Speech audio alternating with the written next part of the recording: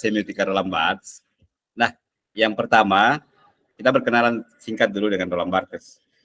Jadi semiotika Roland Barthes itu di kebanyakan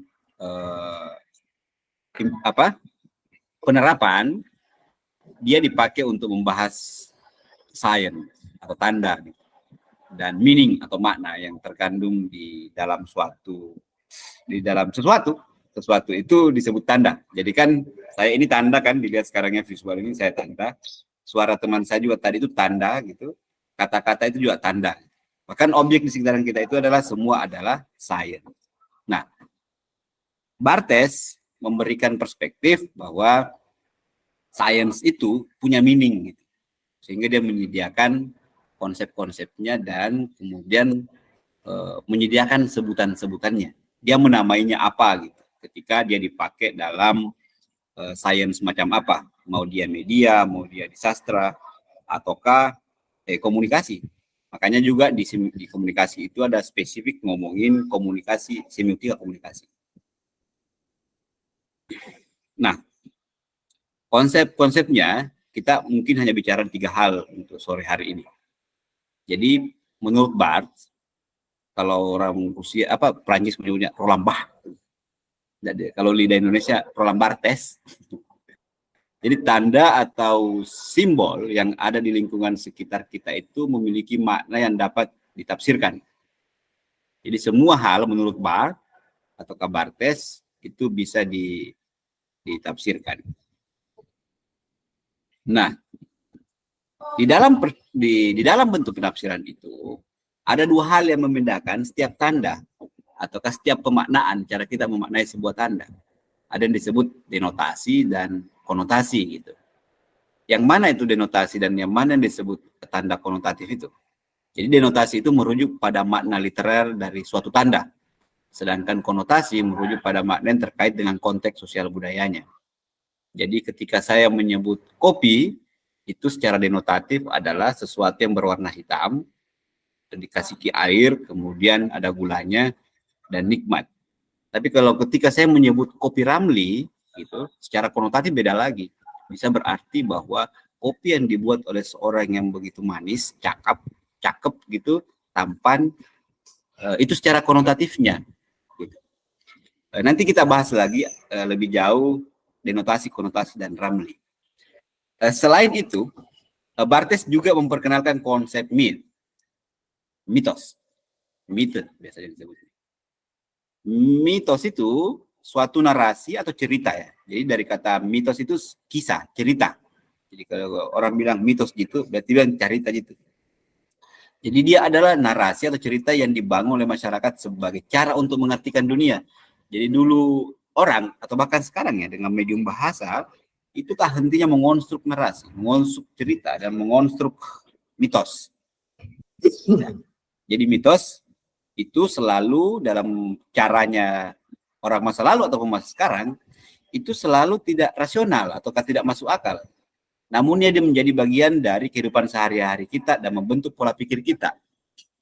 Kita tahu itu cerita, bahasa atau mitos, tapi kita meyakininya. Kita meyakininya. Dalam hal ini kita bisa lihat bagaimana media massa juga berperan penting dalam menciptakan dan menyebarkan mitos-mitos tersebut. Sejauh nanti kita akan melihat beberapa contohnya yang disebut mitos. Bagaimana mitos ketampanan, mitos kecantikan, atau mitos-mitos kemajuan yang terus diproduksi oleh mesin cerita dalam berbagai medium. Konotasi dan denotasi. Sebagaimana saya sebutkan tadi, konotasi dan denotasi itu merujuk pada 2 tingkat makna dalam sebuah tanda. Denotasi adalah makna literernya atau dia menggambarkan suatu tanda. Jadi jelas tadi kalau bunga itu seperti yang ada di sebuah tanaman, kemudian kita menamainya misalnya mawar. Tapi secara konotatif kita bisa menyatakan kepada seorang gadis, misalnya adakah taman bunga di matamu sehingga kau, adakah bunga mawar di matamu sehingga kau adakah taman bunga di rahim ibumu sehingga kau lahir seperti mawar yang begitu indah. Atau seperti apa? Itu bahasa-bahasa yang konotatif dengan menggunakan kata yang sama tapi meaningnya atau maknanya beda. Sama-sama mawar, satu yang merujuk langsung pada objeknya sebagai bunga, satu yang mengartikannya sebagai suatu kecantikan. Gitu. Nah, konotasi selalu mengikutkan makna tambahan yang terkait dengan konteks tertentu, apakah sosial, budaya, atau psikologis. Di beberapa apa ya? Kalau misalnya kita menyebut daun kelor ya, di ilmu medis itu akan dikaitkan sebagai tanaman yang begitu memiliki zat besi yang begitu tinggi. Tapi dalam berbagai kebudayaan dia akan menjadi bagian tertentu dalam ritual-ritual kematian dan seterusnya. Itulah tadi bahwa satu term ataukah satu tanda dia tidak hanya sekadar berfungsi secara denotatif, tapi potensial memiliki kandungan konotatif. Sebagai contoh tadi yang saya sebutkan kata bunga gitu. Memiliki denotasi sebagai tanaman berbunga, namun juga dapat memiliki konotasi sebagai simbol kecantikan atau romansa.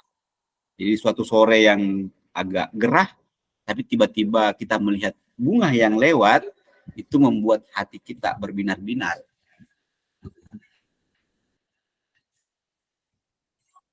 Oke. Berikutnya, Barthes menganggap bahwa konotasi lebih penting daripada denotasi, karena konotasi dapat membawa nilai-nilai dan ideologi yang tersembunyi di balik makna literalnya. Oleh karena itu, analisa semiotika harus melibatkan kedua tingkat makna itu untuk memahami pesan yang disampaikan oleh suatu tanda secara keseluruhan.